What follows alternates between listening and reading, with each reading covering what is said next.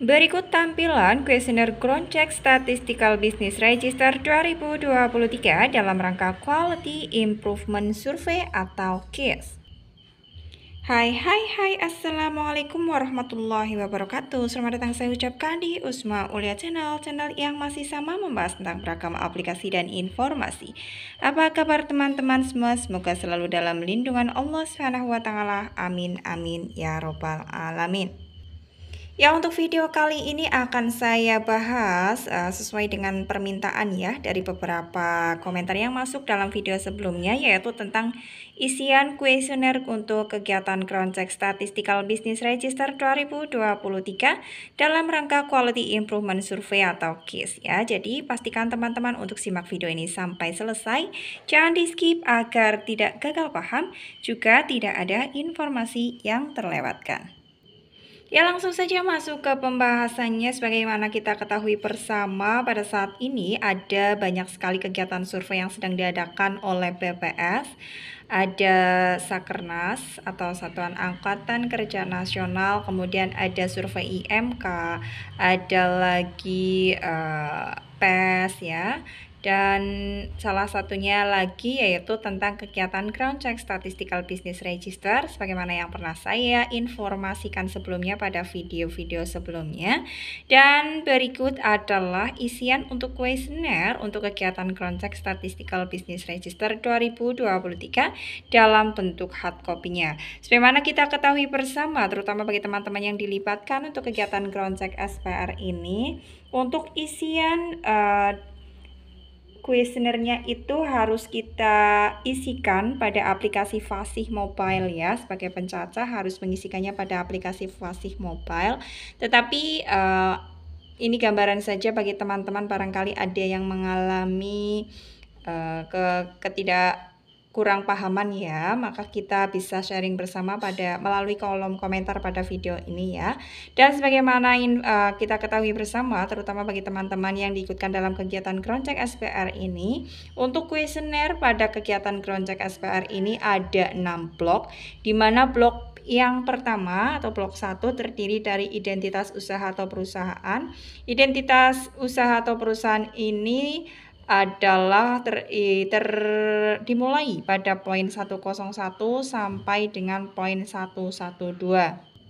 Kemudian pada blok 2 yaitu tentang karakteristik usaha atau perusahaan, di mana untuk karakteristik usaha atau perusahaan itu berisi tentang kegiatan utama usaha atau perusahaan, kemudian produk utama yang dihasilkan ataupun dijual, kemudian jenis kepemilikan, bentuk badan usaha, kemudian apabila adalah usaha orang perorangan apakah ada laporan keuangannya, kemudian tentang tahun berdiri dan tahun beroperasi apakah ada nomor induk perusahaannya, seperti itu ya.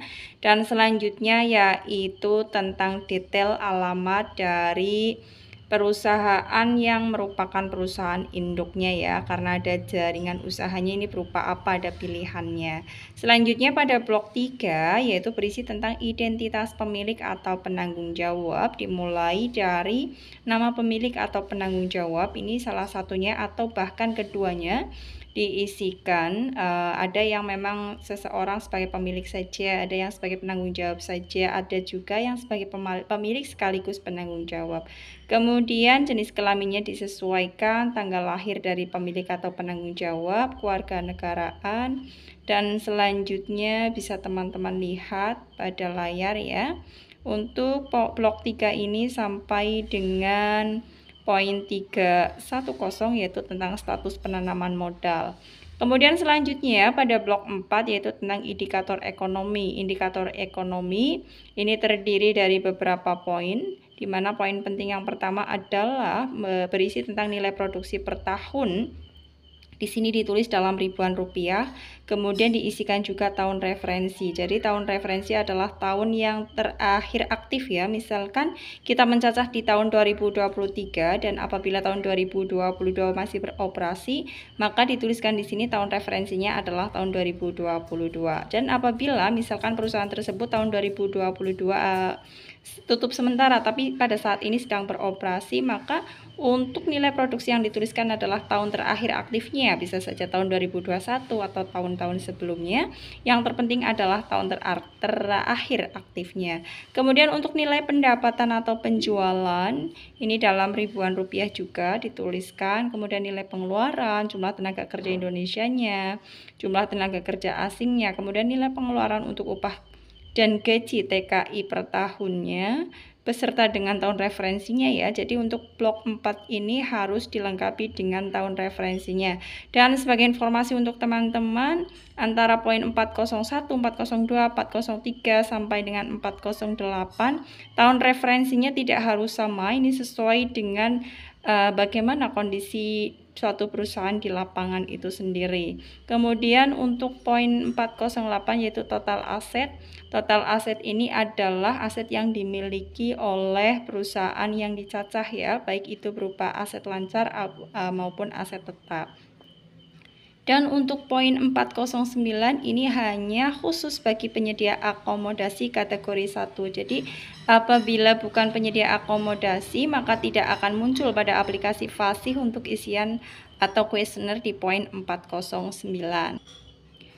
Selanjutnya untuk blok 5 yaitu catatan, di mana di aplikasi Fasih juga muncul catatan hal-hal yang perlu teman-teman cantumkan untuk mempermudah lagi dalam pengawas mengoreksi ya, atau memberikan ya, atau memeriksa hasil pencacahan teman-teman. Kemudian untuk blok 6-nya yaitu tentang keterangan pemberi jawaban dan juga petugas, di mana pada aplikasi Fasih ini akan ada identitas ya, diminta untuk mengisikan identitas bagi pemberi jawaban yang terdiri dari nama, kemudian nomor HP atau telepon, jabatannya, email, tanggalnya adalah tanggal pencacahan, dan kemudian kalau di kuesioner bentuk hard copy-nya ada tanda tangannya, tetapi kalau di aplikasi tidak ada tanda tangannya. Dan sebagai gantinya teman-teman harus meminta tanda tangan pada surat tugas yang teman-teman bawa di lapangan. Jadi sebagai bukti bahwa teman-teman sudah mengunjungi perusahaan tersebut dan juga sudah melaksanakan pencacahan pada perusahaan yang merupakan sampel di wilayah tugas teman-teman. Ya, demikian adalah gambaran tentang poin-poin atau blok-blok yang ada dan yang muncul pada tampilan di aplikasi Fasih. Oh ya, sebagai informasi untuk poin 111, apabila kondisi usaha atau perusahaan adalah berkode selain 1, 3, dan 5, maka di aplikasi Fasih tidak akan muncul poin-poin selanjutnya. Jadi di aplikasi langsung akan diarahkan ke blok 5 yaitu catatan dan pemberi jawaban. Dan selanjutnya apabila teman-teman menemukan kondisi usaha atau perusahaan selain kode 1, 3, dan 5, teman-teman harus mengajukan sampel pengganti ya.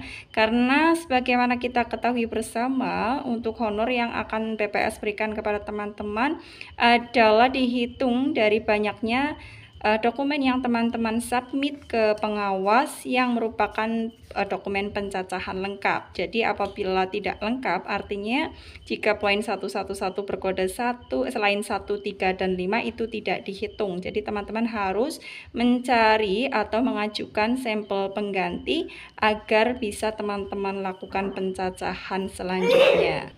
Ya, demikian yang dapat disampaikan pada pembahasan kali ini. Semoga informasi ini bermanfaat. Untuk penjelasan lebih lanjutnya mengenai bagaimana cara pengisian di masing-masing bloknya akan saya bahas di video selanjutnya. Semoga informasi ini bermanfaat bagi teman-teman. Salam sukses selalu tentunya.